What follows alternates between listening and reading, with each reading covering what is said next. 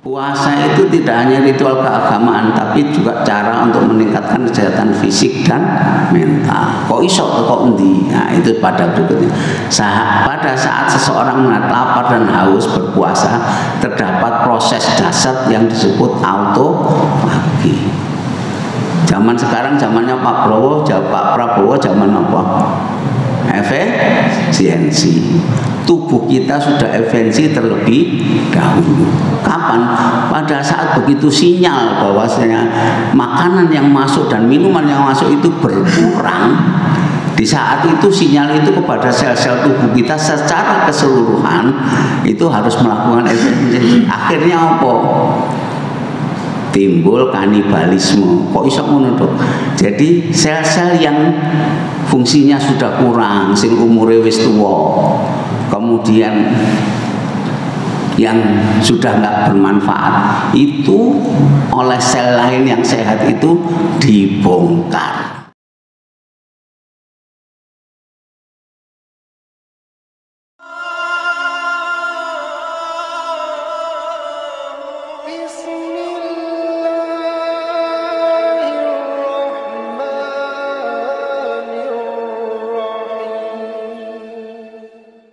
Bismillahirrahmanirrahim.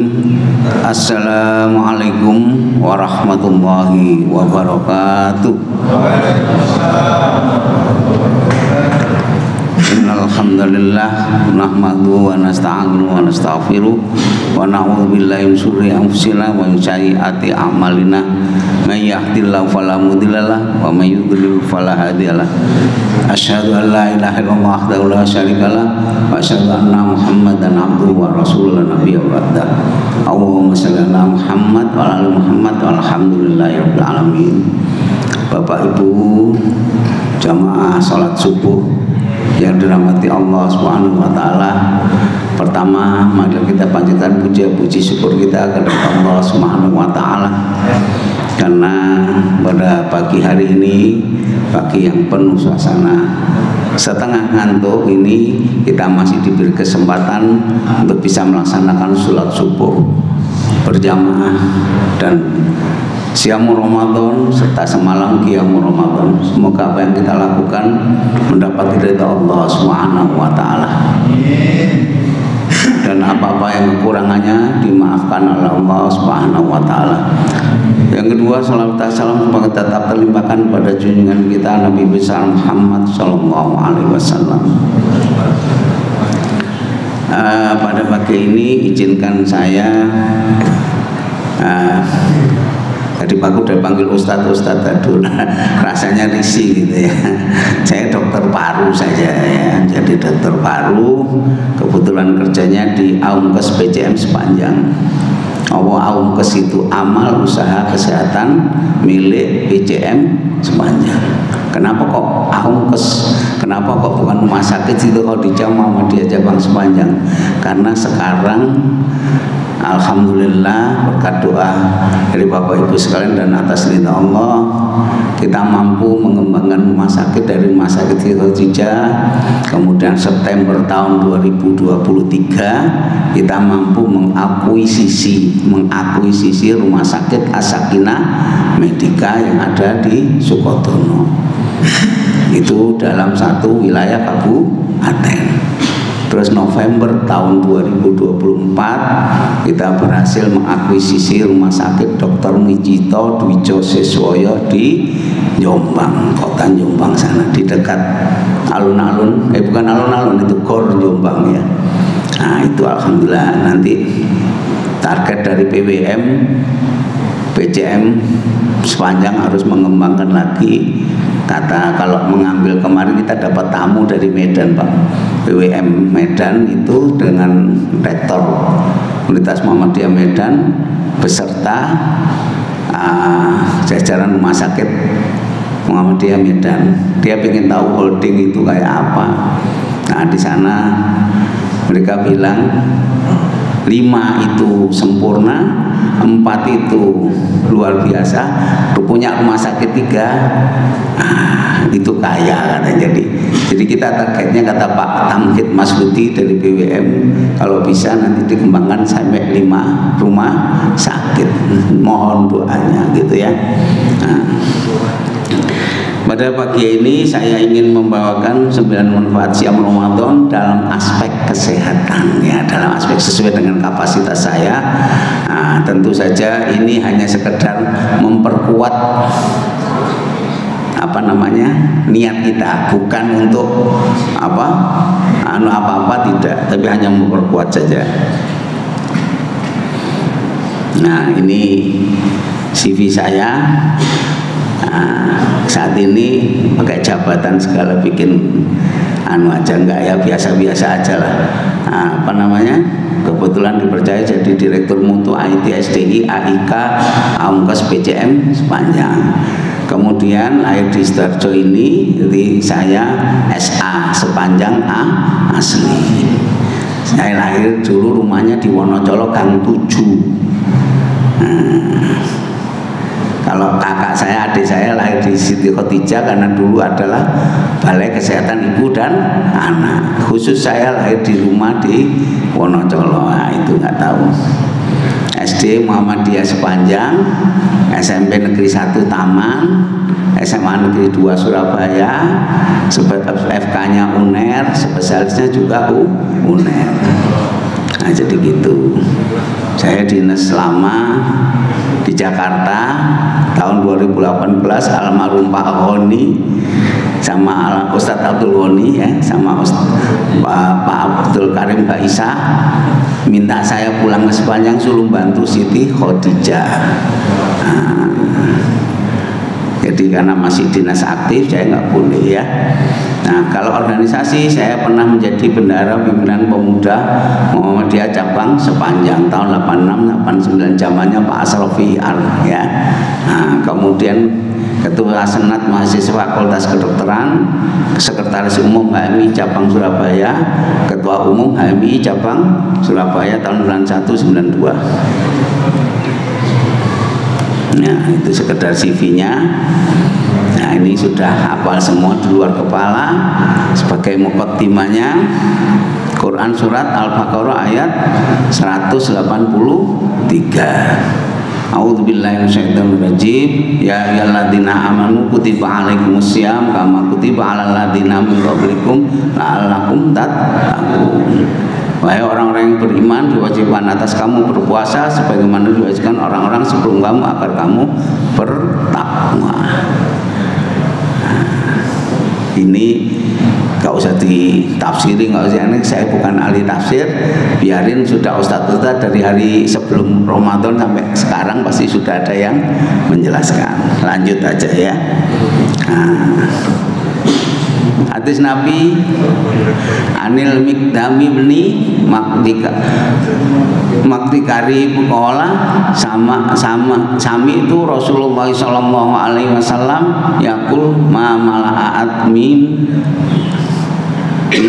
asarron min batnin bihasbi ibni Adam ukulatun yukimna sulbahu fa in kana la mahalata fasulusun li ta'amihi wa sulusus li sarabihi wa sulusun li nafasihi wahu li imam imamu Ahmadul Tirmidzi wa Nasa'i wa Ibnu Majah wa qala Tirmidzi ya. Jadi dari Mikdam bin Maktikarib radhiyallahu anhu, ia berkata bahwa ia mendengar Rasulullah sallallahu alaihi wasallam bersabda, tidak ada yang tempat yang lebih jelek daripada memenuhi perut keturunan Adam. Kalau hadis Nabi yang lain menjelaskan sumber dari penyakit itu adalah dari perut.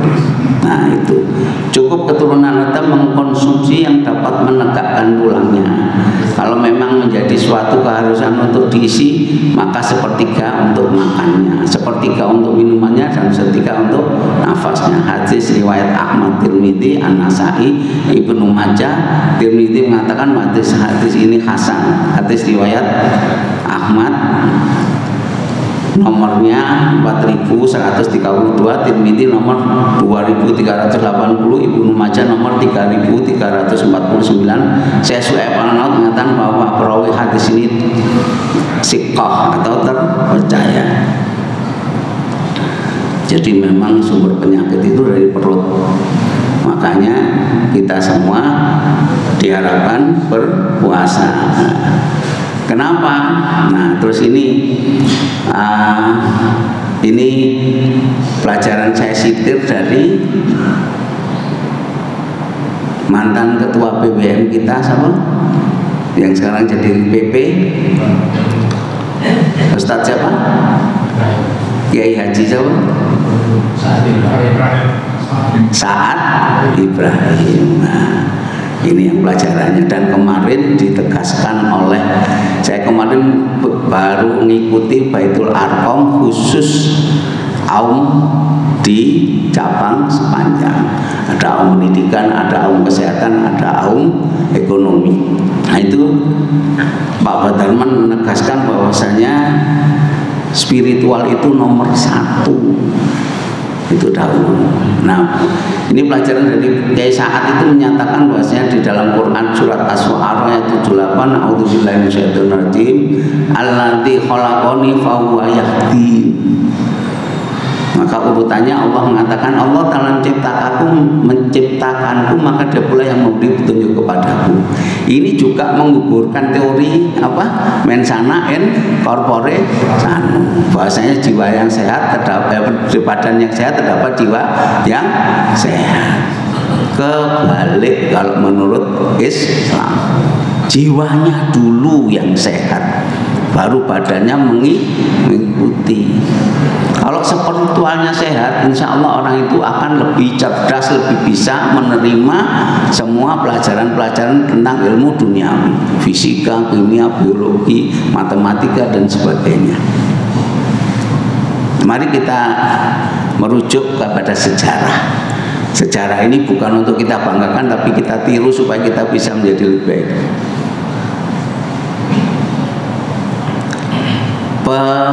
Perumus ilmu kedokteran modern itu siapa? Avicenna al-Ibnu Sina. Dia itu ahli Quran, ahli hadis, bukan betul-betul dokter, bukan. Dia dari sana dulu baru menjadi ahli kedokteran. Ilmu mata, penyakit mata yang menggambarkan gambaran anatomi mata itu siapa? Orang Islam. Coba Anda tanya di Mbak Google. Ilmu agamanya dulu yang kuat baru itu kan. Ilmu matematika siapa yang menentukan? Al-Jabar, orang Islam.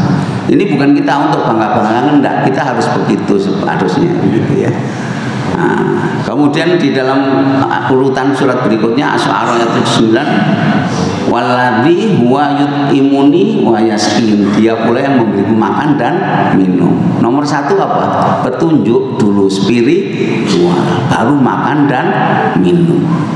Berarti jiwanya dulu yang dibangun, baru kemudian badannya. Baru yang terakhir fa idzaman itu fa huwa yasqin, apabila aku sakit dialah yang menyembuhkanku. Ini menjadi kenapa ini saya tekankan lagi, ini filosofi kita. Jadi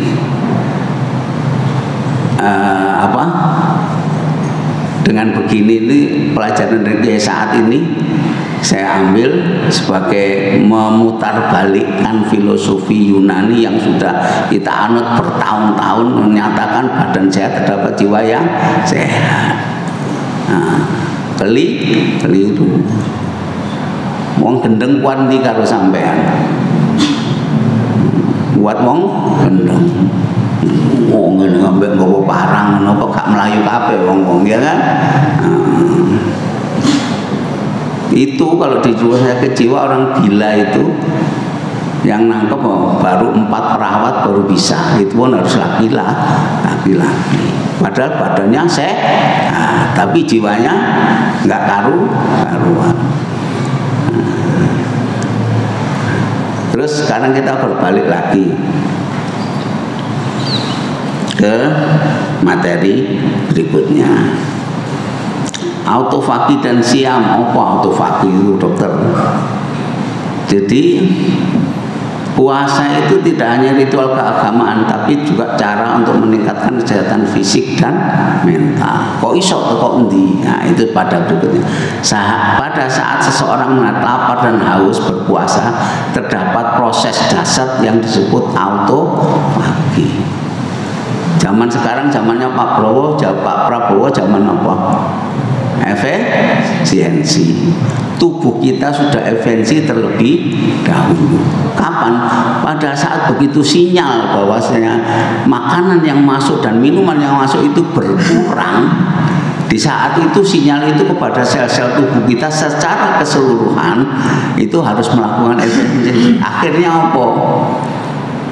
Timbul kanibalisme. Kok iso ngono, Dok?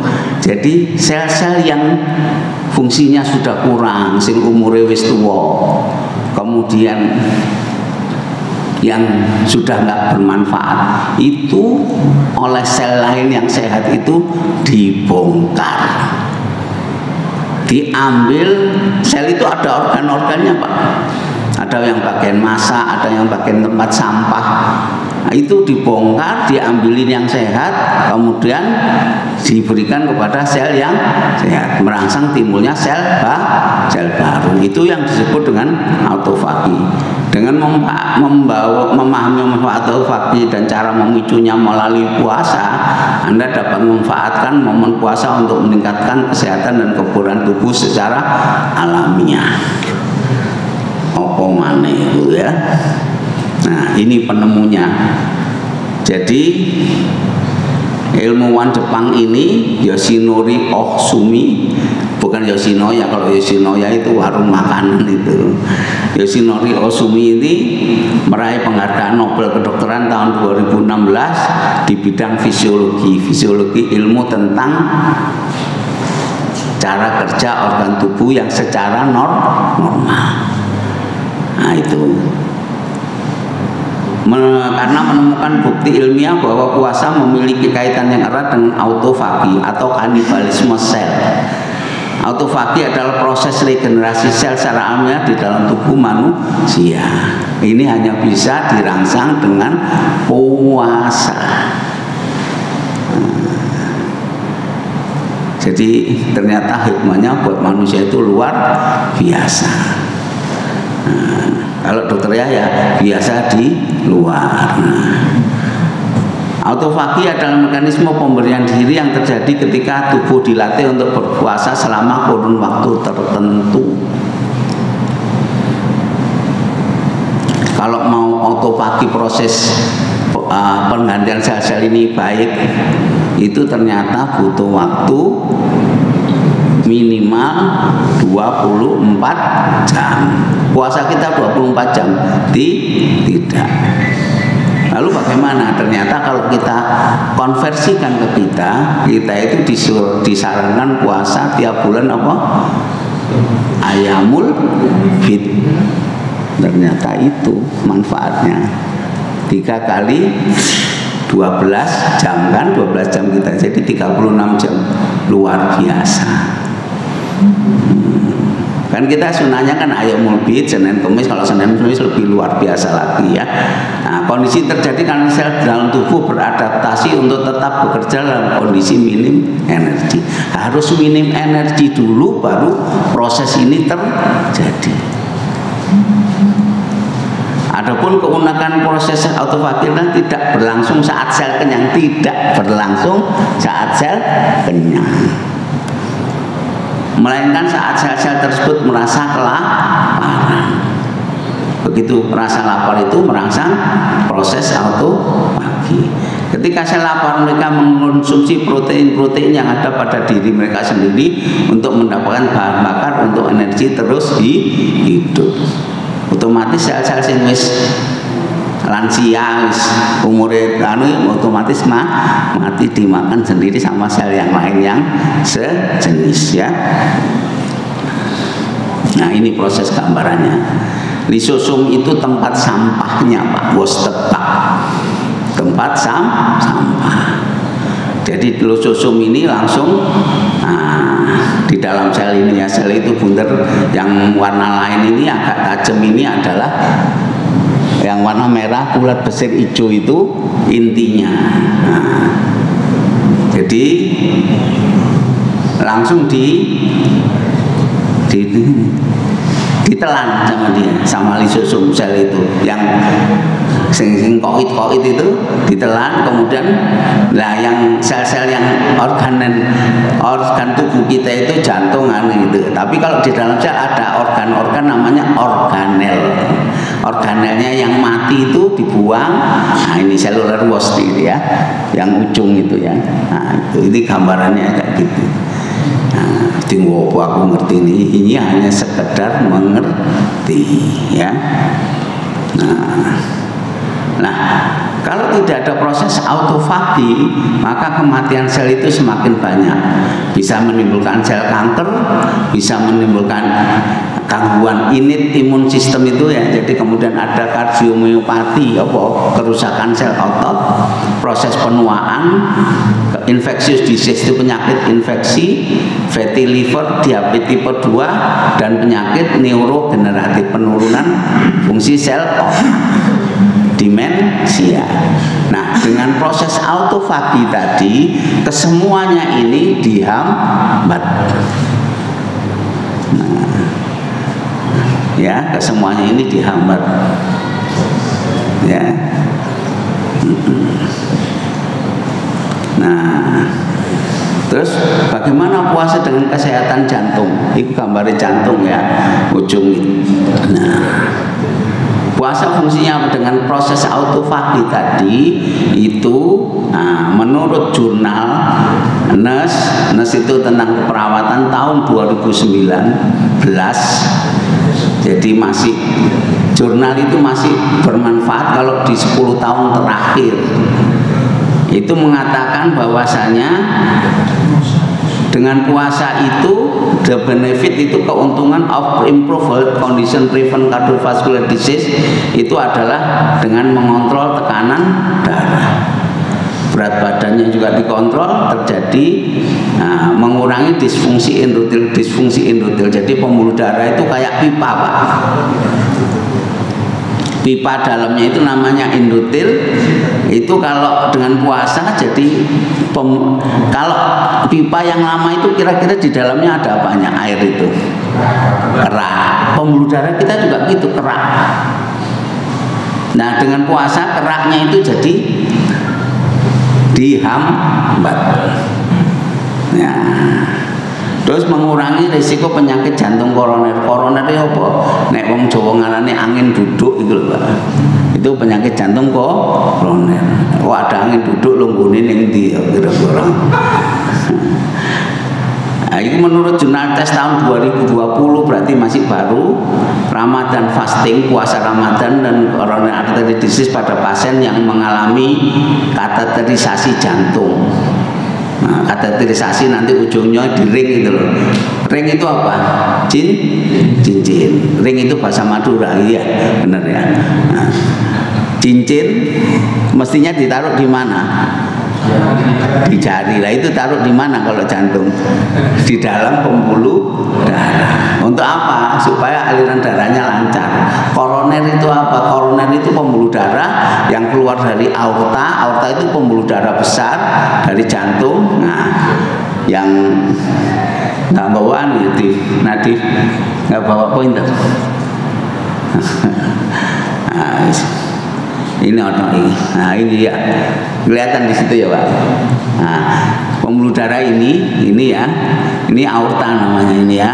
Nah, yang masuk ini yang merah 2 ini loh, ini pembuluh darah jantung yang dia akan memberikan makanan ke jantung. Nah, itu kalau buntu maka terjadi serangan jantung, langsung mati mendadak. Nah, itu ternyata pada puasa Ramadan, pada jumlah pasien yang serangan jantung pada Ramadan itu sedikit, cuma 48 orang. Nah, di sebelum Ramadan 89 orang. Setelah Ramadan 53 orang. Berarti selama puasa Ramadan itu terjadi penurunan serangan jantung. Ini fakta ya, data dari jurnal CHEST. Jurnal CHEST itu jurnalnya dokter paru dan dokter jantung. Majalah itulah, majalah ilmiah. Nah, terus dengan puasa itu menurunkan kadar kolesterol dan trigliserida dari jurnal tahun 2017.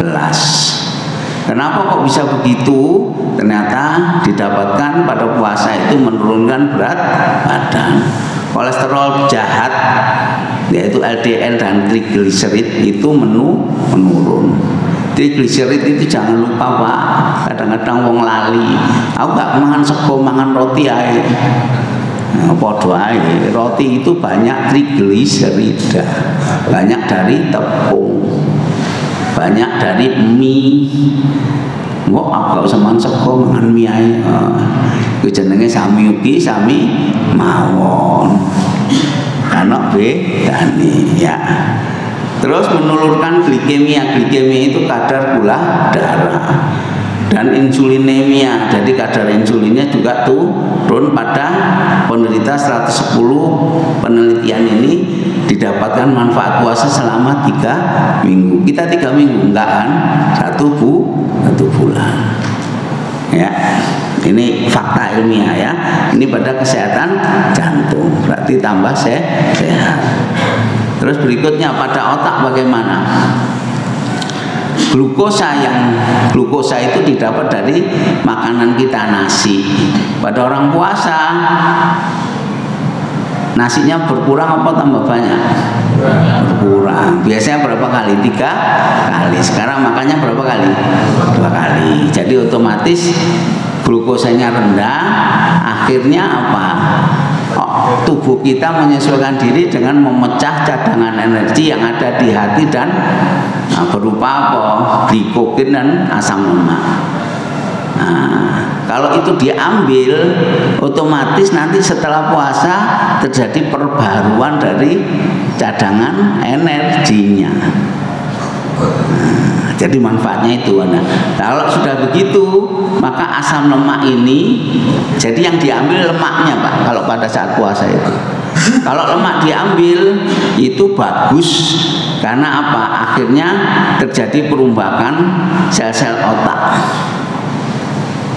Sel otak itu kalau pakai glukose, gimana orang kalau mari mangan sego biasanya apa? Potong wareg motone ngantuk. Nek luwe tidak.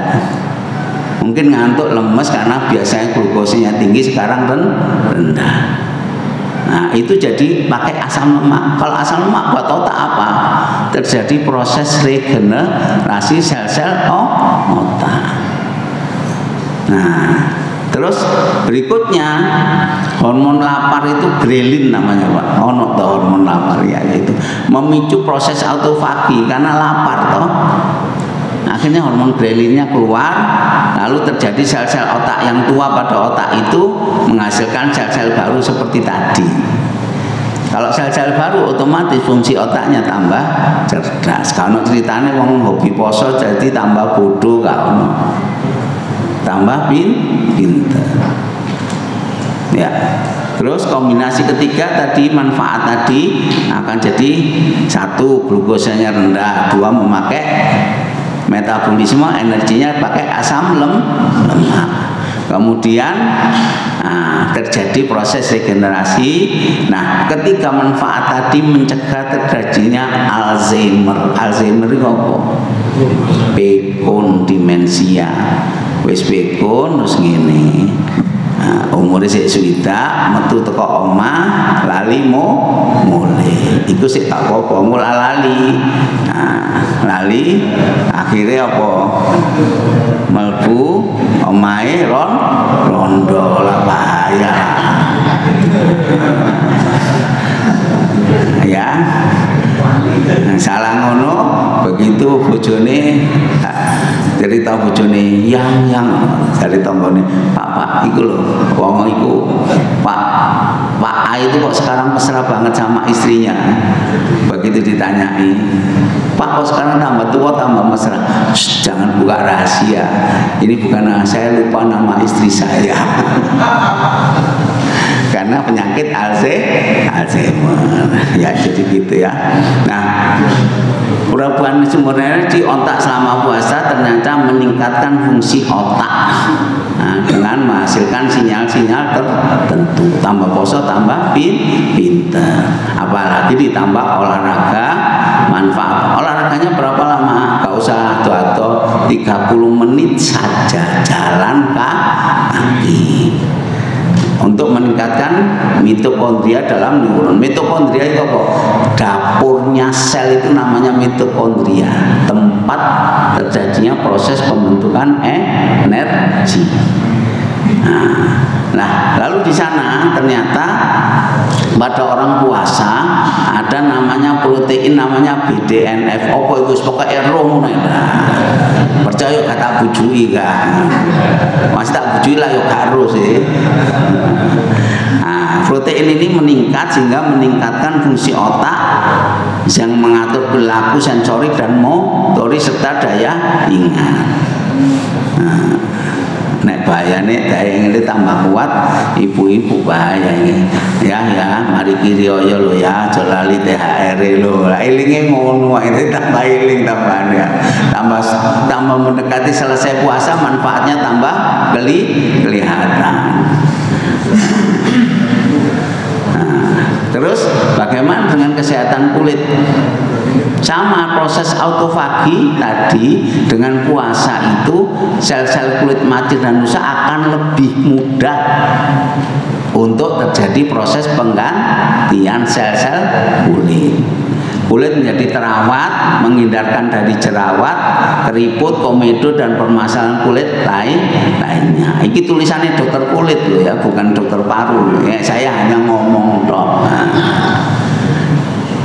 Kulit terasa kusam dan kering itu nggak popo, itu di awal karena kecepatan oleh proses penggantian sel kulit. Awalnya kelihatan kusam dan kering awal karena apa? Proses penggantian sel kulitnya kecepatan. Nah, lebih cepat dari ini ya, dikarenakan saat puasa tubuh mengganti sel-sel tubuh lebih cepat dari biasanya. Justru pada waktu puasa itu lebih cepat. Maka bagaimana makan sahur dan buka dan makanan bergizi tinggi supaya proses regenerasi kulit ini menjadi lebat dan sehat. Utamakan protein dan sayur. Nah ini mau kan sayur protein tinggi, daging. Jeroan aku gak tahu yang jeroan. Hati-hati jeroan tinggi asam aurat, asam urat. Nah, jadi gitu ya. Nah, terus terjadi proses detoksifikasi. Apa dokter detoksifikasi? Toksin itu racun. Kalau detoksifikasi pembuangan racun. Jadi pembuangan racunnya jadi lebih cepat. Baca-baca begini nih, saya mempraktikkan diri saya sendiri. Ternyata justru puasa itu lebih sering kencing, lebih sering kencing loh. Wong padahal gak ngombe gak apa di kantor itu bisa 3-4 kali buahan kencingnya itu. Karena apa? Proses detoksifikasi itu gitu. Detoksifikasi jadi racun itu dibuang lewat apa? Kencing, urin dan feses. Feses itu kotoran itu yang buang dari belakang itu ya. Nah, membuat kulit tampak lebih bersih, segar, kenyal dan lebih cerah. Puasa rutin akan mendapatkan hasil yang sepadan pada kesehatan. Jerawat dapat mudah hilang lebih cepat. Ini kayak nom-nom ini asik ya. Nah, bagi Anda yang ingin mendapatkan wajah bersih tanpa jerawat, maka jangan sungkan untuk puasa. Padahal ada nom tambah males kawan poso ya kan. Ya. Detox, proses pembuangan racun. Detoksifikasi tadi sudah saya singgung, yaitu proses membuang zat toksik yang dalam tubuh yang tidak larut air menjadi larut air sehingga bisa diekskresi itu dibuang lewat ginjal, kulit, paru-paru dan usus. Paru-paru lewat apa? Kalau kita gini di kaca kan, nah, nanti kaca jadi buram ada uapnya ya. Tubuh memiliki mekanisme sendiri dalam menangani racun-racun dalam tubuh, disebut dengan detoksifikasi alami, berkeringat, buang air kecil, buang air besar. Puasa detoksifikasi menjadi lebih sempurna, mencegah mekanisme detoks alami mengalami gangguan, mengeluarkan berbagai macam racun yang tersimpan dalam tubuh. Apa dok tanda racunnya akeh? Coba habis olahraga kira-kira awake pegel kabeh enggak? Nah, itu karena asam laktatnya tinggi. Makanya istirahat, kemudian itu adalah proses memberi kesempatan tubuh untuk membuang asam laktatnya tadi. Pada orang-orang yang gagal ginjal atau fungsi ginjal membuang racun itu kan asam laktatnya jadi tinggi. Pada orang-orang yang sakit infeksi kemasukan kuman yang berat, asam laktatnya juga tinggi. Nah, organ yang berperan aktif dalam proses pembuangan zat beracun alias detoksikasi adalah saluran usus dan hati. Puasa membantu meningkatkan kemampuan usus dalam membersihkan diri, sedangkan organ lainnya seperti lambung akan istirahat. Gitu ya. Bagaimana nafsu makan? Lapar ada dua, lapar emosional dan lapar biologis. Lapar emosional itu karena kita lihat makanan, mendapatkan rasa nikmat karena ada dopamin. Jika puasa sejak awal niatnya sudah bermasalah, maka pada saat buka puasa koyo entek.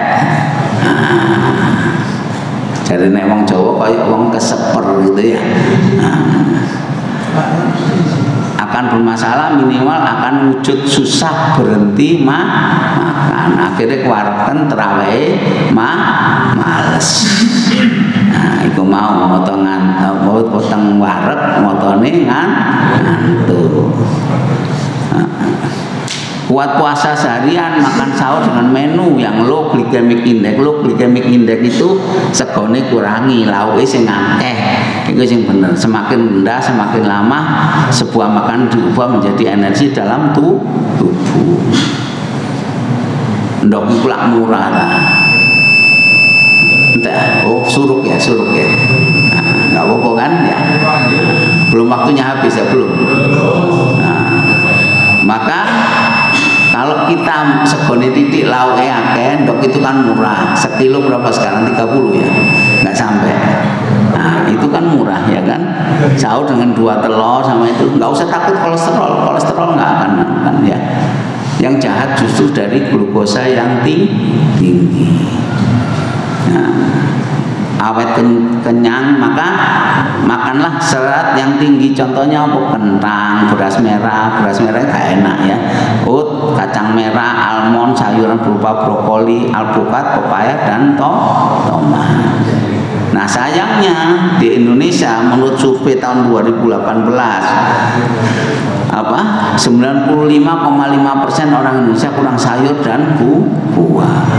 Apa maneh wong Surabaya ya senengane rawon, soto, mesti nggak ada sayurnya ya itu. Kemenkes dan WHO konsumsi yang baik adalah 400 gram sayuran atau buah per hari. 200. Jadi terdiri dari sayur 250 gram, buah 150 gram. Apa apel 1 saja. Ya, dua bentuk lapar fisik dan lapar emosional. Lapar yang sesungguhnya adalah lapar fisik karena proses fisiologi tubuh melalui mekanisme pembentukan hormon grelin yang tadi salah satunya. Untuk mengatasi kekacauan pattern makan bisa dilakukan dengan meluruskan niat puasa yang benar agar kita bertakwa kepada Allah Subhanahu wa taala. Puasa dengan sukacita dan penggembiraan, wujudnya saat berpuasa tidak talap ya, tidak makan berlebihan. Kemudian membangun kesadaran bahwa puasa juga menjadi periode detoksifikasi tubuh, mengalihkan pola makan yang sehat, nutrisi lengkap dan seimbang. Puasa dan kesehatan jiwa. Nah, pasti ini ya.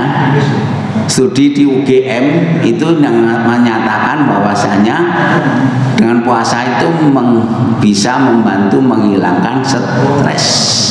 Sudah diteliti sama senior saya, Dr. Zainullah, itu dari Lumajang. Dia menghasilkan doktor pada orang puasa, ternyata hormon stresnya itu turun. Diukur antara awal puasa sampai akhir puasa, ternyata hormon stresnya tinggi di awal, di akhir puasa jadi rendah. Nah, ya. Demikian juga di Yazid University, meningkatkan rasa bahagia melalui perasaan syukur dan kegiatan positif. Lalu berikutnya, otak akan mendapatkan akses aliran darah lebih bersih sehingga menghasilkan pikiran yang jernih, memori yang lebih baik, dan meningkatkan kemampuan indera dalam tubuh. Tadi inilah karena gara-gara protein otak khusus pada saat puasa, sehingga menurunkan risiko depresi dan masalah kesehatan mental lainnya, gangguan kecemasan, gangguan makan, dan gangguan bipolar. Gangguan bipolar itu apa, dokter? Bipolar itu moody banget, kadang kelihatan sedih banget, kadang kelihatan gembira luar biasa. Itu bipolar. Ada orang kalau bipolar lagi moodnya jelek, sampean ganggu, ekspresinya luar biasa. Ya. Demikian juga wong nek diken guyonan biasa, guyune biasa, dia enggak iso ngakak-ngakak lebih dari yang lain. Itu gangguan bipolar ya. Puasa, alasan berpuasa dapat menurunkan berat badan yaitu membakar lemak sebagai energi. Maka pada saat puasa asupan energi berkurang, total cairan tubuh menurun, kadar leptin, insulin, dan kortisol ini adalah hormon-hormon yang jelek, Pak. Bukan dari jelek dan pasti jelek, enggak. Kalau berlebihan jadi jelek. Kortisol itu kalau tinggi orangnya gampang stres, gula darahnya jadi naik. Insulin juga gitu, kalau tinggi, nah itu juga bahaya. Ya. Perubahan pola tidur yang berubah tidak mendapat asupan cairan semestinya dan hanya makan pada malam, tertundanya penyerapan nutrisi dan cairan, lebih rendah pengosongan lambung. Jadi kan lambungnya jadi sering kosong ya. Aliran darah pada siang hari, tubuh akan membakar lemak untuk menghasilkan energi. Nek lemak jadi lebih baik, tidak punya daripada contoh jelek siapa ya, dokter Yahya. Punya kelebihan berat badan. Lalu ada metabolisme tubuh gimana? Ini yang terakhir kalau nggak salah ini. Simpanan energi tubuh tadi sudah saya sebut, glikogen dan lemak akan berkurang sehingga terjadi berpuasa penipisan cadangan, sehingga energi didapatkan dari pemecahan lemak berubah menjadi asam lemak, kemudian diretam menghasilkan energi. Buat otak sangat bagus. Keton ini meningkatkan fungsi organ, kesehatan saraf, dan fungsi otot secara keseluruhan. Termasuk di dalamnya adalah sel-sel daya tahan tubuh. Ya. Nah, pada diabetes bagaimana? Pada saat puasa ditambah dengan olahraga, itu ternyata kadar gulanya tidak akan naik sampai 34 jam. Tapi kata puasa kan tidak sehari, berhari-hari, jadi tambah stabil. Kadar insulin basal yang sudah makan jadi lebih rendah. Kadar HbA1c apa? HbA1c. HbA1c itu adalah sel darah merah yang keracunan gula darah. Kalau orang itu normal, maka HbA1c-nya di bawah 6. Tapi kalau orang yang nggak benar, pasti di atas 7. Itu berarti orangnya diabetes. Orang diabetes risikonya dari atas rambut sampai ujung kaki. dari mata menyebabkan kataraknya lebih cepat, sel sarafnya jadi kurang penglihatannya kurang awas, kecuali lihat cewek cantik atau lihat duit atusan pendengaran juga menurun. Gampang terjadi serangan jantung kalau diabetes ya. Stroke juga punya risiko tinggi. Jadi itu ya. Memperbaiki profil lipid, jangan lupa tadi belum saya sebut profil lipid. Lipid itu lemak. Ada lemak jahat, ada lemak baik.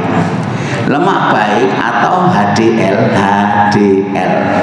Orang normal di atas 45. Kalau ini puasa itu HDL meningkat otomatis. HDL itu hanya bisa didapat cuma 2, puasa dan olahraga. HDL itu lemak baik. Ya. Memperbaiki kondisi jantung, kebugaran jantung, meningkatkan rasanya nyaman. Itu pada penderita diabetes. Tipsnya bagaimana? Ini yang take home message-nya. Jadi pesan yang harus mungkin bisa diperhatikan. Kalau ingin tetap sehat selama Ramadan, perhatikan asupan makanan ketika sahur dan berbuka. Lebih banyak sayur dan buah serta protein. Larang dok daging terus. Ada telur pak, alternatif yang murah. Telur. Musuk telur terus sampai pencuun, ya apa maneh, itu yang murah ya. Tempe itu juga tinggi protein, tahu ya. Apa ya lah wis buktine dokter Yahya biar natar koran makanya tempe ya buktinya ya tadi dokter ngene lho. Ya enggak perluan kan ya. Minum air secukupnya saat puasa minimal 8 gelas atau 2 liter. Jadi 2 liter, gimana caranya? Pada saat buka 1 gelas, setelah takjil minum lagi 1 gelas. Nanti pada waktu sebelum makan, kan sholat maghrib dulu kan, baru makan, minum lagi 1 gelas. Sesudah makan atau kalau enggak setengah sudah makan baru 1 gelas. Sepulang tarawih pasti ngelak, minum lagi. Sebelum sahur minum lagi, sesudah sahur minum, nanti habis sahur kan sikat gigi. Habis sikat gigi minum air putih dulu, karena habis sahur sikat gigi enggak minum air putih, nanti tenggorokannya kering. Habis sahur sikat gigi terus minum air putih supaya enggak sampai kering. Ya. Terus tidak tidur setelah sahur karena bisa menimbun kalori yang masuk. Ya mari sholat, mari sahur, sholat subuh, habis sholat subuh ngaji, habis ngaji kan sudah aktivitas. Nah, silahkan istirahat boleh, tapi jangan langsung habis sahur sih ngantuk, amalah subuhnya kawan. Nggak bisa jadi orang kaya.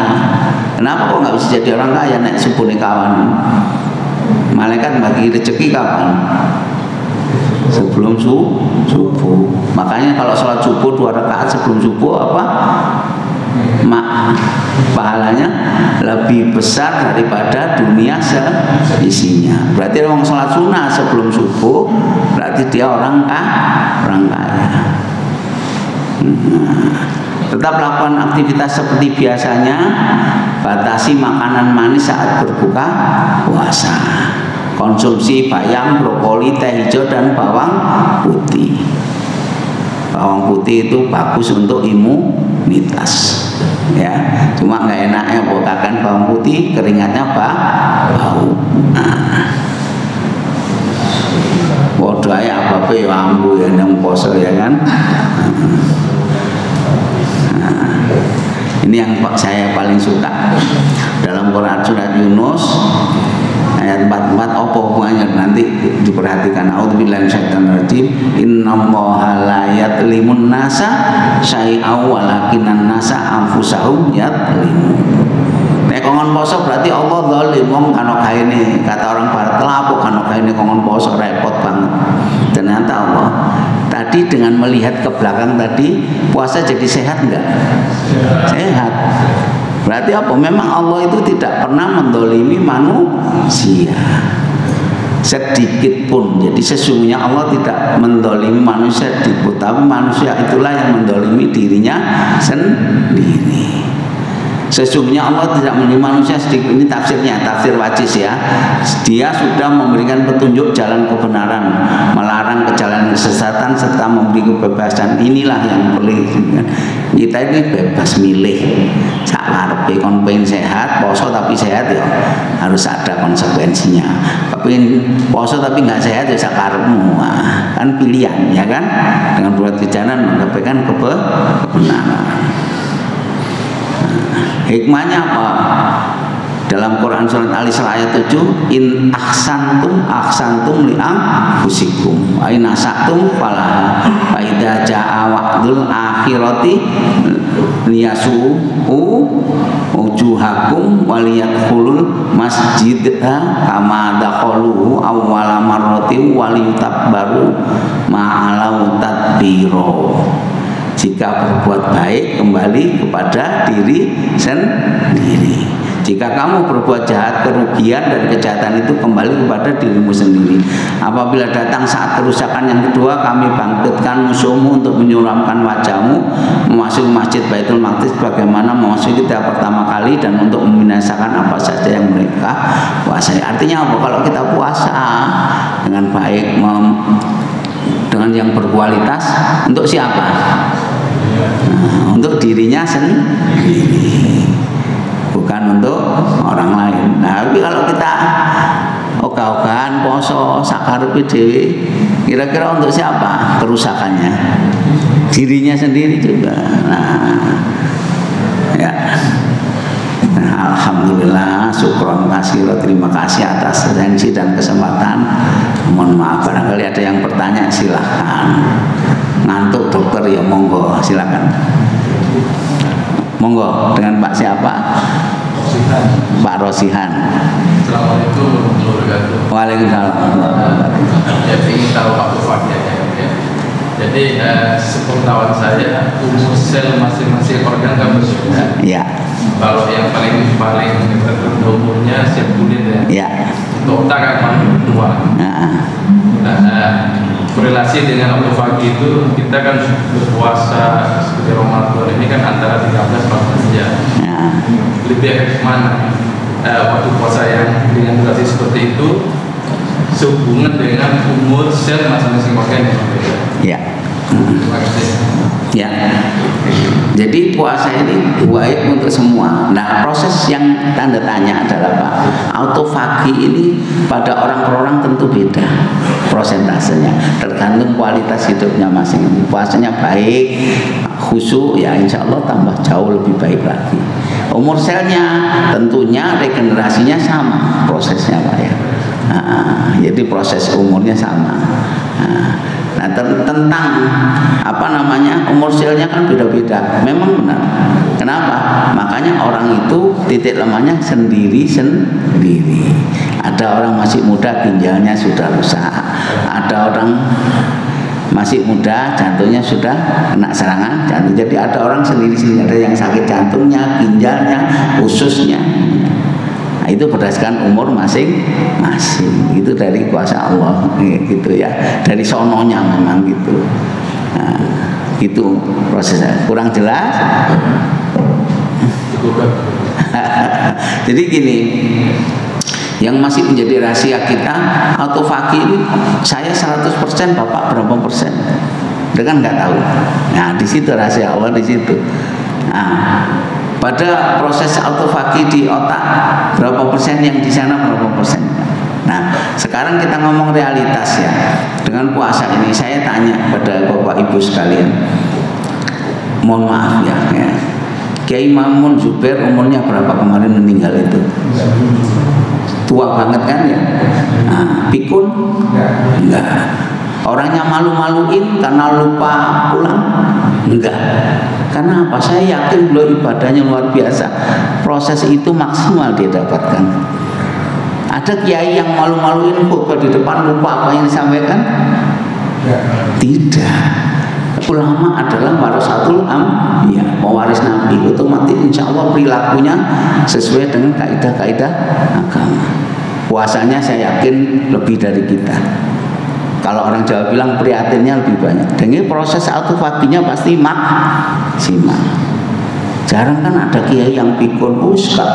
Besok khutbah soalnya lali saiki. Wongnya wis amnesia, enggak ada. Yang ada amnesia adalah orang-orang biasa yang perannya di masyarakat juga kurang. Ada pekerja sosial yang amnesia? Hampir tidak ada.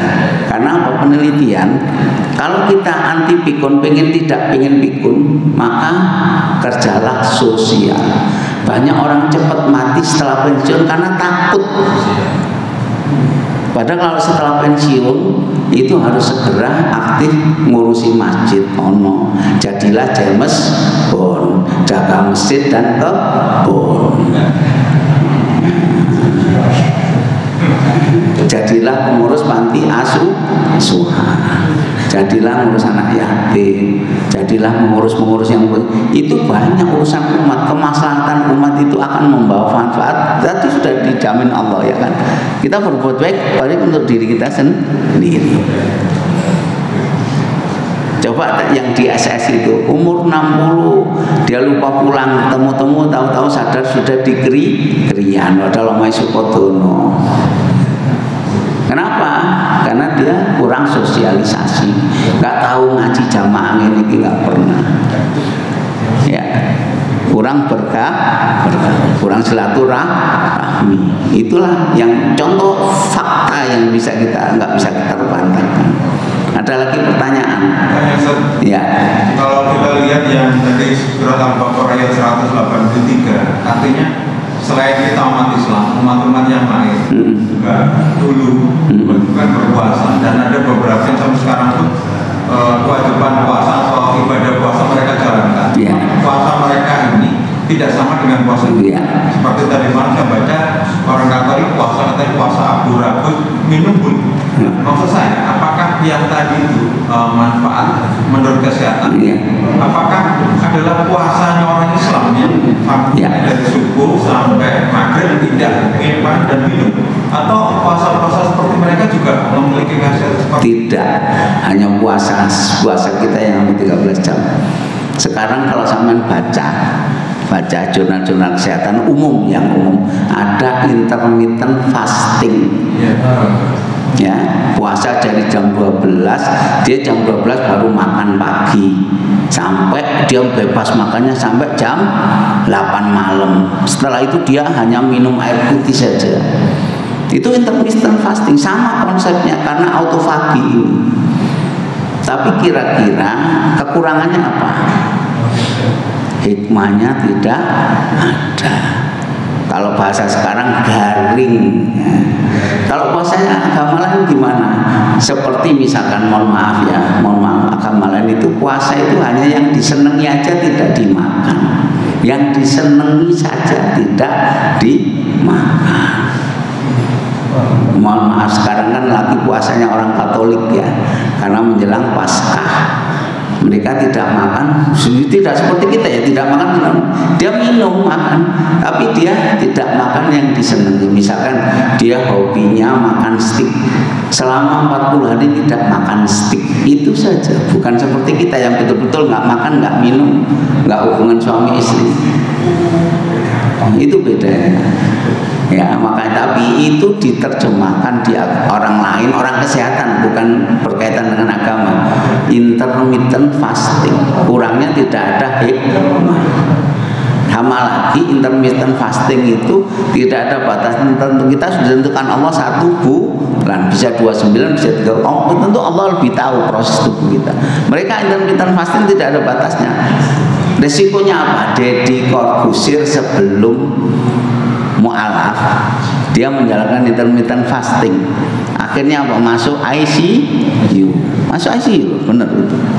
Coba cek lagi, masuk ICU gara-gara kenemenan oleh puasa. Ini faktual ya. Gitu ya. Mungkin ada lagi terakhir, silakan. Kita sebelum di daerah satu peristiwa. Ya. Di malam siang itu selalu. Ya. rasanya juga enak. Kalau di daerah tutup itu kadang siangnya lebih panjang, malamnya sedikit, atau kebalik. malamnya panjang, puasa sedikit. Itu gimana pengaruhnya ke kesehatan? Sama, kesehatan, ketentuan Allah. Pilihan hidup dia kebetulan di Finlandia sama di Australia atau di Indonesia itu pilihannya siapa? Bukan pilihan kita kan? Nah, ya kan? Kembali tentu manfaatnya sama. Kalau di daerah Finlandia menunya sama dengan kita? Tidak. Dia lebih banyak proteinnya, lebih banyak lagi itunya. Kalau kita kan di orang Indonesia ini model anunya karbohidratnya 60%, proteinnya 20%, lemaknya 20%. Kalau orang Eropa tidak, Pak. Karbonya cuma 40%. 40%-nya protein. Jadi proses metabolisme, proses autofaginya tetap jalan seperti kita. Manfaatnya seperti kita. Cuma komposisi makannya beda. Itu yang membedakan ya. Cukup nggih? Nggih. Cekap nggih. Soalnya wis koran saya udah kering. Matur nuwun, terima kasih atas referensinya. Kalaupun ada hal yang kurang adalah kebodohan saya. Kalau ada hal yang bermanfaat, insyaallah datangnya kepada Allah Subhanahu wa taala. Nasrun minallah wa tuqarib wa basyiril mu'minin. Wassalamualaikum warahmatullahi wabarakatuh.